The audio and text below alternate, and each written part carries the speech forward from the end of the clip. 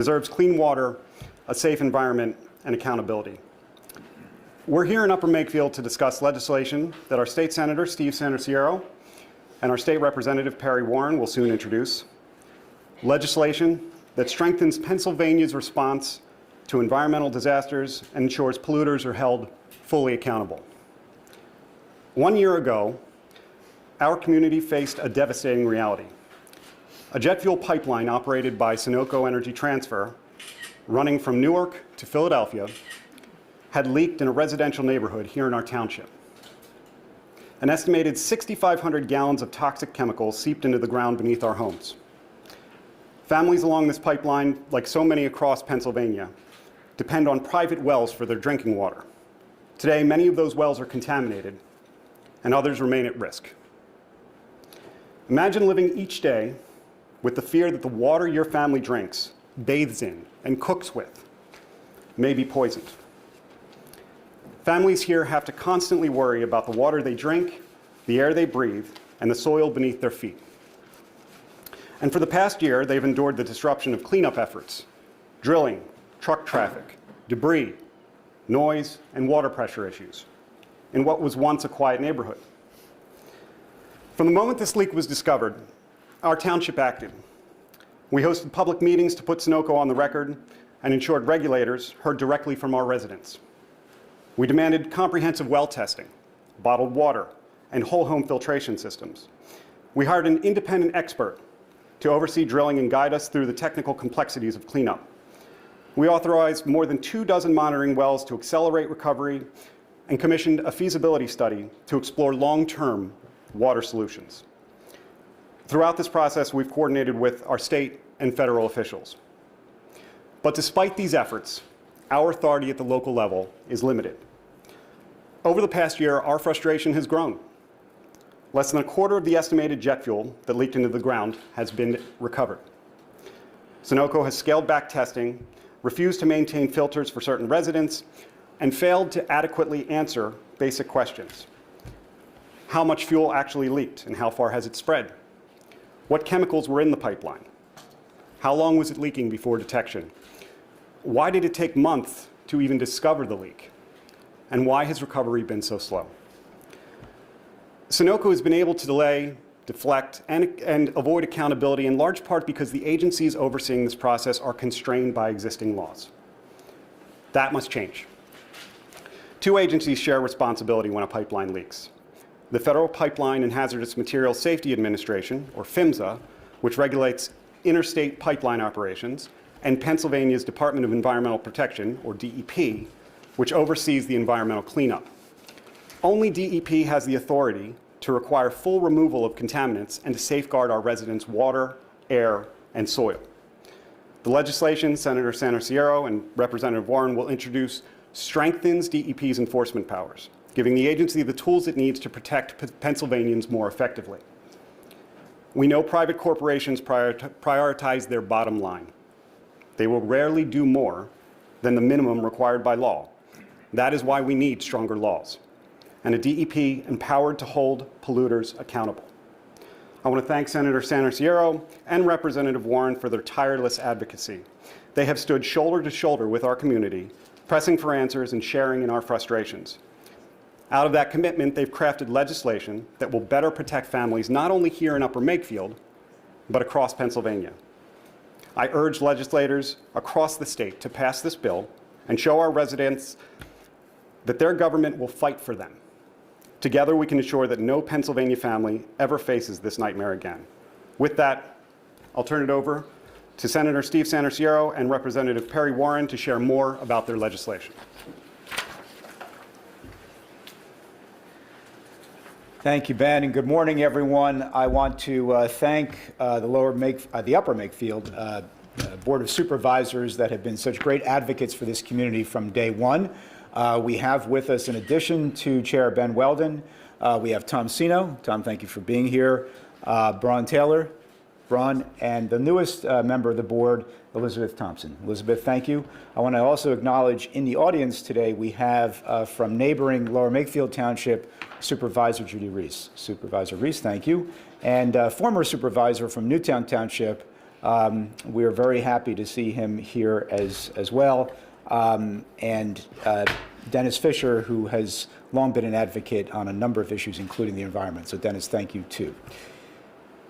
As Ben noted, we're here today to discuss and introduce a very important new bill, and what we hope will be a new statute in Pennsylvania. We call it the Pennsylvania Environmental Cleanup and Responsibility Act, or ECRA. It should be lost on no one why we are here this day and why we're in this place. We're here this day because it's a year ago that Sunoco finally acknowledged what residents in the Mount Airy neighborhood knew far longer than that, which is that their pipeline that carries jet fuel through their neighborhood had been leaking. And we're here at this place because we're just a couple of miles away from where that leak occurred. Given the cold temperatures, we're inside, not outside. But it's important that we're here once again to show the people of the Mount Airy neighborhood that we care, that we've got your back, and we're fighting for you. But most importantly as well, for the entire Commonwealth of Pennsylvania, that this situation will not be allowed to happen again. And what do I mean by that? Well, here's the reality. If this discharge, if this leak had happened just 2 miles to the east of here, the cleanup would already be well underway, because the state of New Jersey has sufficient laws in place to require that. What do we have in Pennsylvania? Well, we have the Hazardous Sites Cleanup Act, which is a law that was designed to clean up, as the name suggests, hazardous sites like landfills and industrial facilities. Not really a fit for this situation. We have Act 2, which is the law under which the Department of Environmental Protection has been operating. And that law was intended to deal with industrial sites, to clean them up and to provide some level of liability protection for those who clean them up, so that those properties could get back onto the active rolls and be part of the economy. Also, not a great fit for this situation. So what do we need here in Pennsylvania? We need a statute, as they have in New Jersey. In New Jersey's case, it's called the Spill Act, which holds polluters accountable, first and foremost, which requires polluters to do the work, or which gives the Department of Environmental Protection the ability to jump in and do the work where polluters won't, and then sue for recovery later on. And that's exactly what ECRA would do. So this situation here in Upper Makefield Township is a clear example of why we need to pass this. And it's exactly what we intend to advocate for in Harrisburg once the bill is dropped. As I said, Act 2, the cleanup obligations, as we have found in the last year, are largely voluntary. There are no statutory deadlines for investigation or remediation. DEP lacks explicit authority to take over a cleanup immediately and recover costs later, and residents can be left waiting while responsibility and remediation plans are debated, which is exactly what has been happening over the last 12 months. So what does this bill do specifically? It would require immediate action when hazardous substances are released, including mandatory containment, investigation, and cleanup. It would hold polluters accountable through strict joint and several liability, ensuring that responsible parties, not taxpayers, pay the cleanup.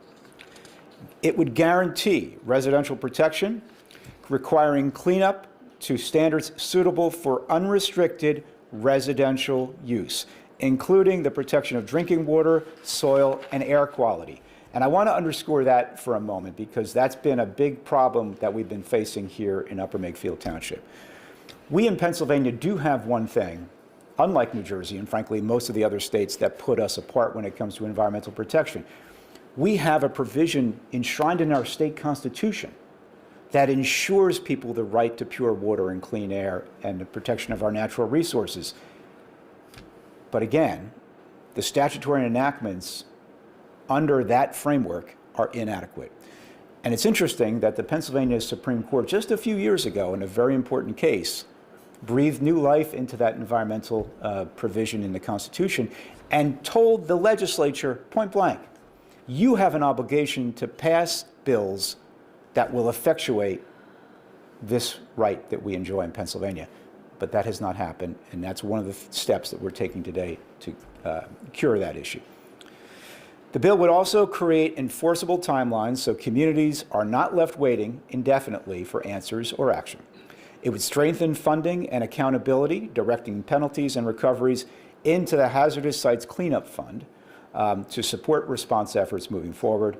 And it would ensure transparency by requiring DEP to establish a public information portal so residents can track cleanup progress, understand risks, and receive timely updates, all things that have been wanting in this case. Look, at the end of the day, we need to make sure the Pennsylvania law makes cleanup mandatory, that the state can act immediately to protect residents and the environment, and that the polluter, not the taxpayer, winds up paying for all these efforts. That's exactly what Pennsylvania ECRA would do, and that's why we're here today to urge its passage and to begin that process so that these residents and residents throughout the state down the road can be protected and our environment can be preserved. With that, I'm happy to turn it over to my friend and colleague in the General Assembly, State Representative Perry Warren. Perry? Thank you, Senator. Yep. Thank you all for being here representing Upper Makefield Township, and it's great to see representatives of the adjoining communities too, because as Supervisor Reese said to me, fluids flow downhill. And this is, as the Senator mentioned, if this spill had occurred 2 miles away, it might be a different story. And it would be, if there were a contemporaneous leak in the other Washington crossing, it would be a tale potentially of two Washington crossings, one governed by the New Jersey Spill Act, one in which there's little legislation here. It would be interesting to have watched the cleanup tracks in the respective states. And the objective of this legislation is to make sure that there is a uniform cleanup act on both sides of the river so that our residents are protected wherever they live along this Philadelphia area to Newark Airport pipeline. You all have had all levels of government participating since we received an email in the evening of the Friday of this weekend last year from DEP advising as to the DEP's investigation of this spill.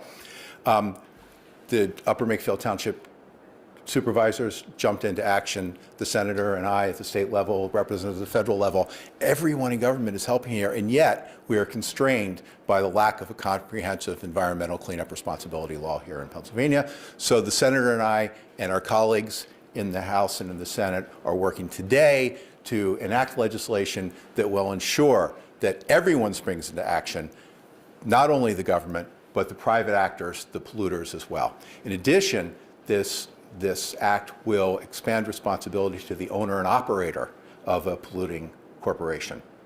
Corporations have their interest of their shareholders at heart, but there is, I remember from law school, there is a principle in corporate law that is the first obligation of the corporation to obey the law, to follow the law above the purported interests of the shareholders. This law will give teeth to our regulators, to our DEP, to our legislators, to our governor, to our administration, to ensure that polluters act appropriately, do what they need to do, take responsibility for the cleanup, and restore the property and our communities to where they were before. So thank you, Senator, for taking the lead on this with your expertise and background with the DEP and environmental law, and thank you all for, at the Upper Makefield Township level, Lower Makefield Township, Newtown Township level, for working to protect our residents. Thank you. So the legislative process can often be slow. Obviously, Perry and I are going to work very diligently to speed it up in this case, and we're hopeful that will happen.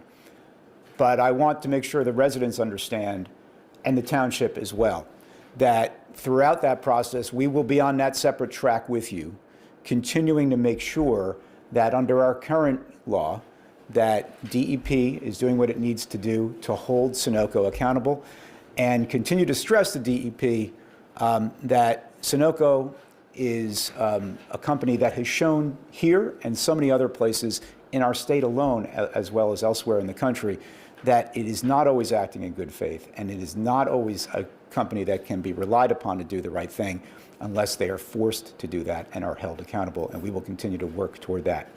So we've been talking so far today about civil responsibility, the responsibility to perform a cleanup, the responsibility to pay for a cleanup, damages that are ultimately payable both to the state and to residents. But there's another piece of the law as well, where when a polluter acts and commits a crime, that they need to be held accountable for that as well. And to discuss that issue, we're very happy today to have with us the new District Attorney for Bucks County, Joe Kahn. District Attorney Kahn.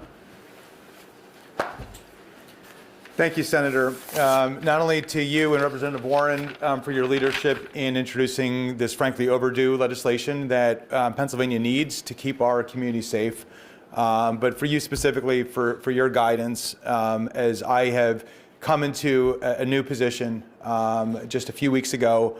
I took the oath of office to uphold and defend the Pennsylvania Constitution. And as the Senator mentioned, that Constitution, Article 1, Section 27, it guarantees everybody in Pennsylvania, certainly here in Bucks County, certain environmental rights. And to have the guidance of the man who literally created the environmental rights, environmental crime section in the Attorney General's Office of Pennsylvania has been really valuable as I, as a trustee of those rights, as a public servant, like all government officials in Pennsylvania, try to think through what responsibility we have in our offices to make sure we protect those rights. It's really been invaluable, so thank you.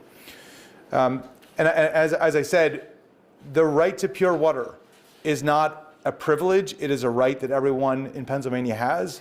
And so as District Attorney, it is my obligation to enforce those rights for the people here in Bucks County. That is why immediately upon taking office, just hours after I took that oath, I directed my staff to provide me a full accounting and briefing of what has transpired with respect to any pending cases or investigations relating to this matter. What I was told is that the power of the District Attorney's Office to take action had been completely relinquished to the Office of Attorney General. And that the Attorney General's Office had agreed to take full and total control over that case, over that investigation, and with that jurisdiction. And so I immediately reached out to the Attorney General's Office and offered the full support of myself, of my office, and our resources. And I would like to thank Attorney General Sunday and his office for graciously accepting that offer for the District Attorney's Office to now be working to support that work. But I'm also here today to make right what went wrong before.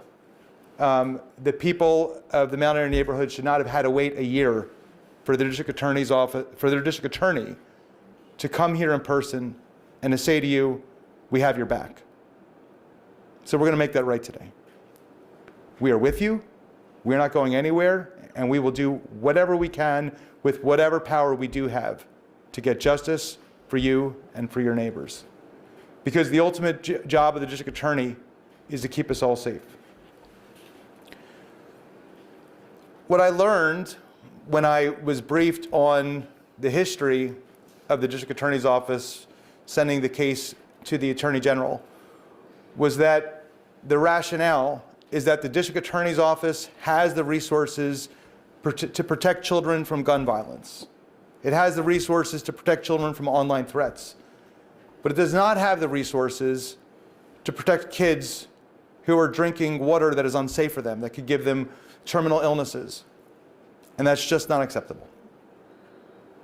So I'm also here to tell you that I've directed my Chief of Staff, who's here in the audience today, Brendan Flynn, who is also leading the District Attorney transition team, to provide me within 120 days a plan for action so that we can say moving forward that the District Attorney's Office will act to truly keep this county safe from not just violent crime and online threats and frauds, but also from the environmental rights that everyone here faces infringement upon if we don't have protectors.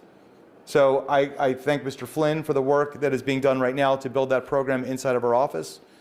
And finally, I want to thank the neighbors and residents here. It's been too long.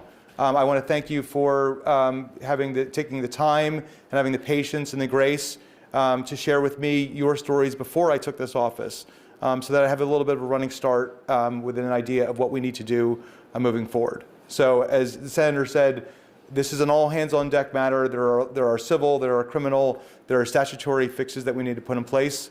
But I am here to tell you that the District Attorney's Office is committed to that work and to making sure that we keep Bucks County safe. Thank you. That's great news. Yeah, you can clap for that.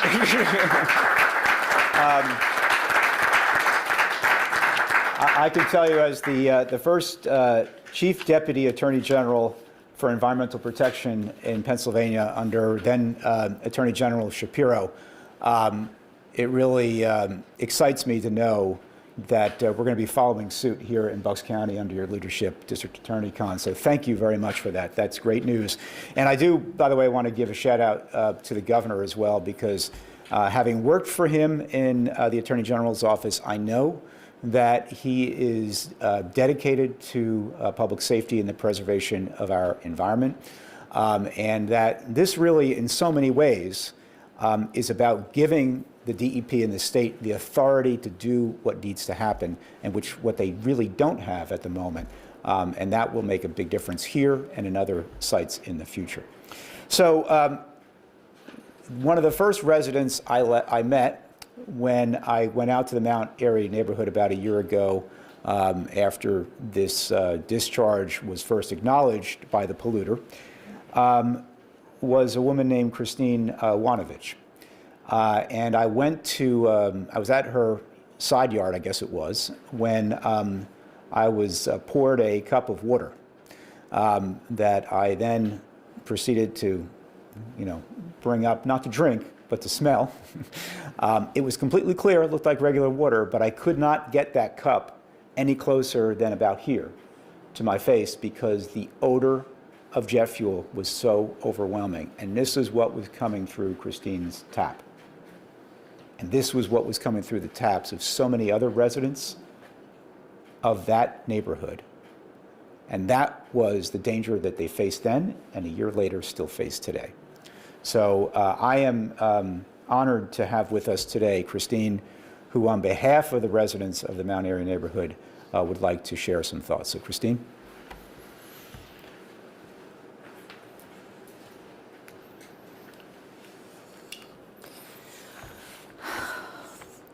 So it has actually been 863 days, or 28 months, since we first reported the smell of fuel in our water to Sunoco via their emergency line. 498 days after we reported the smell, last year on January 31st, 2025, Sunoco finally acknowledged the source of the contamination as being a leak from their pipeline. A year since the leak was identified, our well is still contaminated.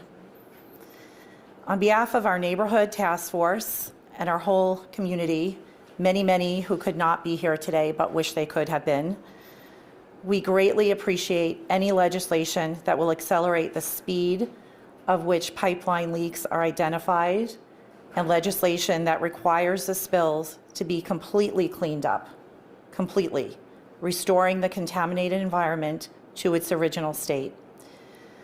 Lastly, we appreciate all the work that has gone into this legislation today and all of our representatives on the local and state and federal level.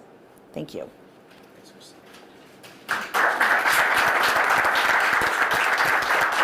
Thank you, Christine. And thank you and all the neighbors for the courage you have shown in these last 12 months, and frankly before that, as you mentioned.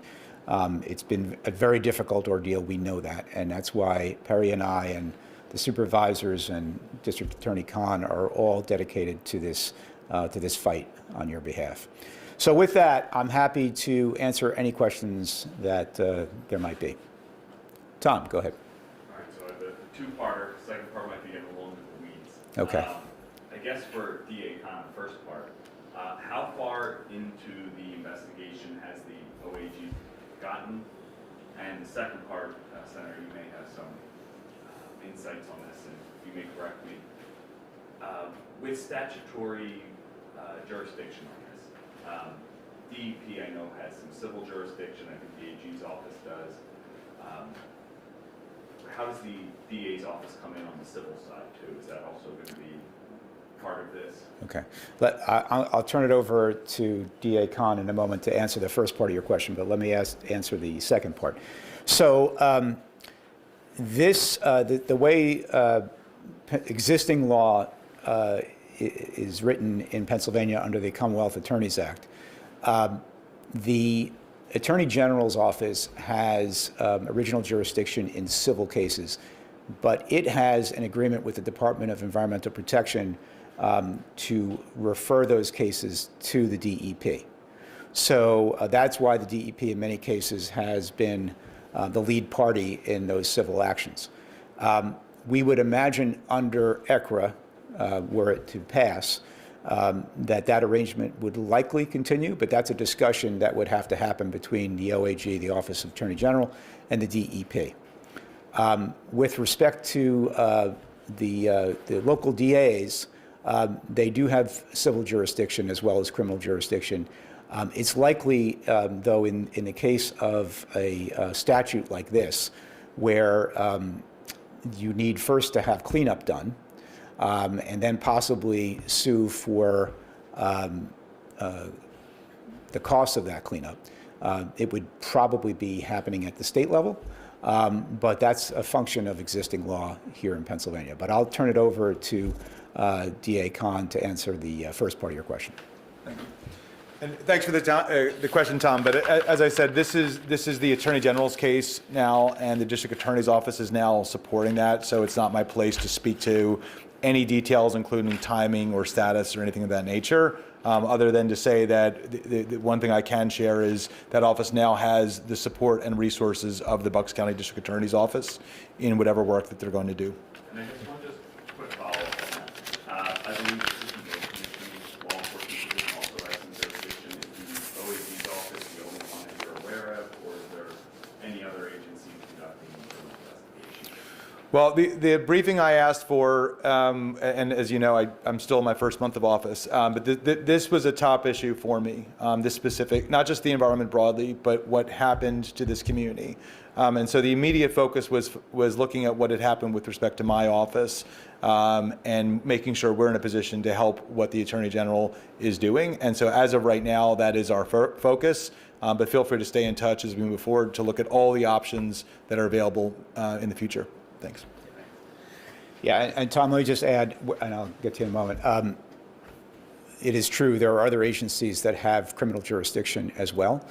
I can tell you from my time in the Attorney General's office, one of the things we tried to do, I met with all those agencies, DEP, Fish and Boat Commission, and I went around and met with many of the DAs across the state to encourage them to refer cases to the OAG because of the expertise that we had in that office.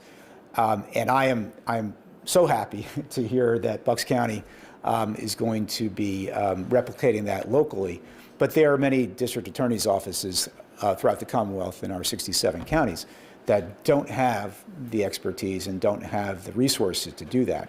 And that's where the Office of Attorney General can be very helpful. So, yes. Oh, sorry. Okay. Yeah. From WHYY, I was just going to ask, I know you said the legislative timeline is, up in the air sometimes, Yeah. but do you have a sense of when ECRA would be introduced and I guess where, how? Yeah, so today we are setting out in both chambers the co-sponsorship memo, which is the invitation to our colleagues to sign on to the bill and have their names appear on the bill. The bill itself will likely be introduced sometime in the next couple of weeks because we'd like to give people that opportunity to sign on. As you may know, the governor is set to give his budget address next Tuesday. That typically then begins the initial stage of the budget process in which the legislature does not sit, but we have appropriations hearings in both the Senate and the House to go through the proposed budget. Then we come back into session typically in March. So I'm hopeful that if we can get it introduced sometime in February, maybe perhaps late February, we can start working on getting the bill moving in the springtime. So that will be our aim, and we'll see. I mean, I'm very happy to hear, just as I came in this morning, that an environmental group, Clean Water Action, has endorsed the bill, so we're grateful for that, and I'm hoping others will as well. Thanks. Yes, Peg, go ahead. Senator, when you were talking about Pennsylvania and New Jersey, and if it were in New Jersey, my question is, this is really a federal issue, interstate commerce, and is there a federal criminal jurisdiction that could charge them? And also, like, is there a federal law like the law that you're proposing? Yeah. So the operation of the pipeline is, I think it was mentioned earlier, I think Ben might have mentioned this, is regulated by the federal government. So PHMSA is a sub-agency within the Department of Transportation for precisely the reason you mentioned, because it deals with interstate commerce. And look, we've had our frustrations with PHMSA. You know, we still to this day don't have an accurate explanation of exactly how much product was leaked. That's something that PHMSA should have. They should be able to get that pretty easily by knowing what was put into the pipe in Delaware County and what came out in Newark. And also, we have a continuing concern of potential further releases. And we're not confident that PHMSA is sufficiently on top of that. Look, I'm, you know, we know the strain that it is right now for many of these federal agencies, so I am sympathetic to some degree. But at the end of the day, they still have to do their job, and they still have to make sure that residents' health and safety is being protected, because while the cleanup piece is a state responsibility, the ongoing operation of that pipe, and therefore the potential for further damage and further threat to human health and the environment, is something that the federal government is responsible for. And we have not gotten satisfactory responses from my point of view on many of those issues. So, and as for criminal liability, again, you know, I think what we have to do right now is let the Office of Attorney General continue what it's working on with the assistance now of the DA's office in Bucks County.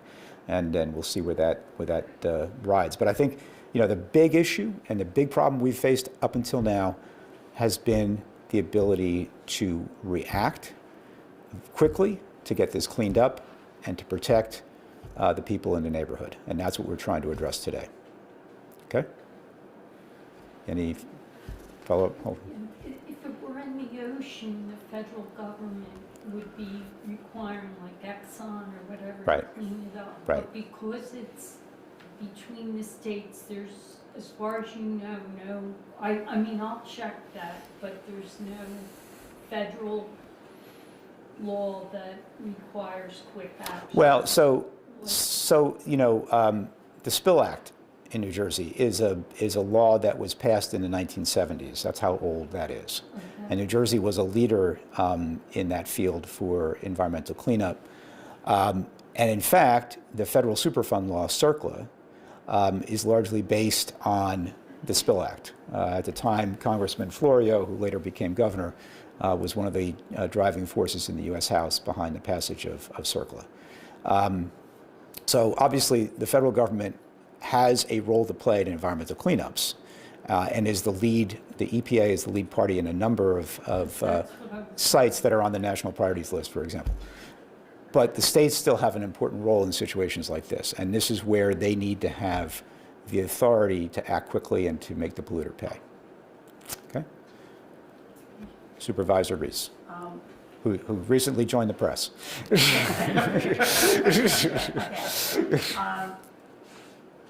Mount Airy Road is the boundary between Lower and Upper Mayfield. Right. And I would like your supervisors to know that our Board of Supervisors do want to work closely with you. I think in the past, sometimes some of our supervisors were in our own little place. I think it's very important that in Lower Mayfield, we work with Falls, we work with Newtown, we work with Upper Mayfield, we work with Middletown. what affects you at some point is going to affect us and vice versa. Yeah. So I really want to, you know, our Environmental Advisory Council is also there. I know, Ben, you know all of them very well. But I want you to know, we do care. This is right by the golf course. It's not just the drinking water that gets polluted, it's the ground. Our children, if I remember my childhood and my children's childhood, mud is usually a large part of it, which is water. It seeps into their pores. This is, you know, people think this may be just one neighborhood's issue. It is not. It is a regional issue for us, and we are there for you.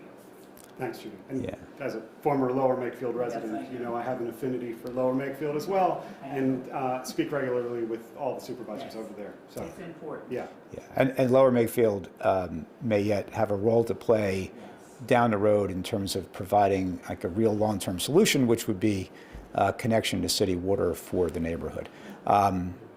And I'd remind everyone, once upon a time, it was Makefield Township. there was no lower, there was no upper, it was Makefield Township.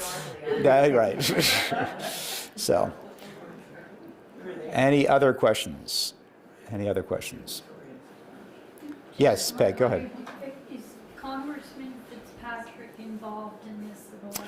Well, no, because this is a piece of state It's legislation. State Right, right. legislation, but the problem, once again, is across the board and across No doubt, states. right. So, Yeah.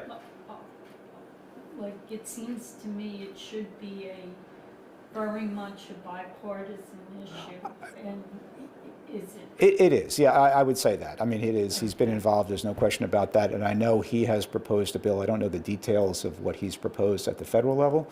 But in terms of, you know, getting this particular piece of legislation proposed and moving, that's obviously for those of us in the State of General Assembly. And are there any other municipalities in Pennsylvania affected by this? Like, what I heard that they were looking at possible sites in Montgomery County where they were looking, like, are you Yeah. working with anyone else in this? No, so obviously we're focused on what's happening right here in Upper Makefield Township. Sunoco has been looking at that pipeline. We've not really gotten complete information about that. Our understanding is they were initially focused on those parts of the pipeline where these sleeves had been installed, which was the site of the leak here. To what extent they're doing that and how many locations they're doing that and what they have found in those other places, we have no information. I will say this, there are leaks of pipelines. There are spills of hazardous substances from all kinds of sources, and they happen all over the state. So this law, should it pass, would not be limited to dealing with this situation, obviously, or even just a pipeline breach, but rather any time where a hazardous substance is released into the environment and poses a risk to human health and safety. Including trains or whatever? Anything. Yes. Yep.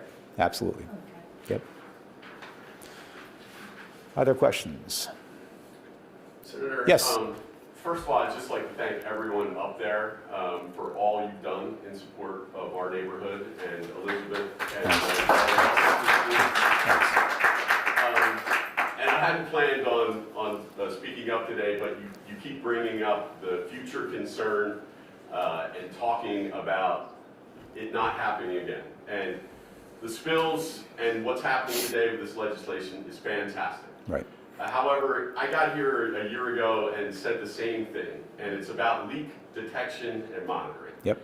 And maybe I'm just a naive person that has no idea about this industry, but if you have a 70-year-old steel pipe in a ground 10, 12 feet underground, it's going to happen again unless there is leak detection and monitoring put in place. And I understand that's a federal thing that needs to be done, but is there anything the state of Pennsylvania can do to ensure that when you're in Pennsylvania, you need to have some type of technology or a strategy or a plan to improve leak detection and monitoring? Yeah, so the problem with that is there's a concept under our law, since we have a federal system, called preemption. And so where the federal government has acted, the state has limited ability to act. PHMSA is the agency that regulates the operation of this pipeline. We can look into whether there's any maneuverability for the state to require additional protections, but I suspect at the end of the day, those are going to be extremely limited. We need to hold PHMSA to account here, and that has been the problem from the beginning. You may remember at one of the early meetings last February, I asked the regional director when he was at the meeting just up the street at Sulphine-Stone, when he said, we've reduced capacity to 80%, and all of us were saying, you need to shut the pipeline down until you can be sure that there are no other risks. And then I asked, well, and by the way, how do you know it's at 80% capacity? And, he basically said, we haven't checked, and we haven't checked in several weeks. And I said, well, when is the next time you're going to check? And there was no satisfactory response to that. So PHMSA has dropped the ball here. And I do believe at the federal level, and again, I'm not familiar with what Congressman Fitzpatrick has proposed, but I would suggest that one of the things Congress should be looking at is beefing up that, exactly what you're talking about, that oversight of the operation of pipelines like this, to be sure that there is better monitoring and therefore, better security for neighborhoods like yours. Maybe that keys to an age issue. Like, we know that if a pipe after a certain number of years is more likely to potentially fail, that you ramp up then that monitoring obligation. That's beyond my pay grade, and I don't have the scientific expertise to be able to opine on that. But that's something I think that the federal government needs to be looking at. Thanks. Other questions? Okay. Well, again, thank you all very much for coming out. And what last thing I want to leave you with, it would be a big help to Representative Warren and me if all of you in the community and everyone watching or hearing this helps advocate for this bill. That's how things get passed. We do our best, but we need people, we need ordinary people to help out too. So, thank you. Thanks.